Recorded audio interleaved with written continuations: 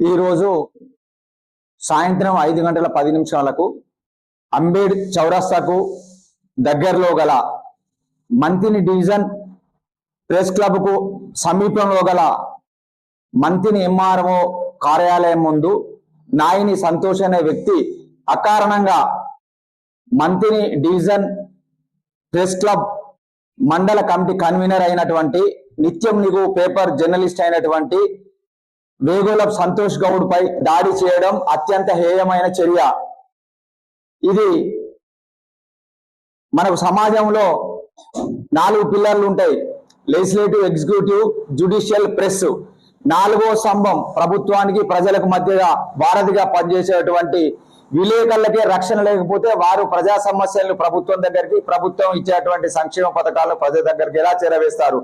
కనుక ఇలాంటి చర్య భవిష్యత్తులో జరగకూడదనే అటువంటి నిర్ణయంతో చట్టపరంగా పోలీసులు వెంటనే అతన్ని అరెస్ట్ చేసి నాన్ బెయిలబుల్ కేసు కింద బుక్ చేసి అతన్ని రిమాండ్ చేయాలి. ఒకవేళ లేనట్టయితే మేము జర్నలిస్టులము అహింసా పద్ధతిలో సత్యాగ్రహాన్ని దృష్టిలో పెట్టుకొని ధర్నాలు, రస్తారోకోలు చేస్తూ ఆందోళనకు పిలిపిస్తామని తెలియడం జరుగుతున్నది.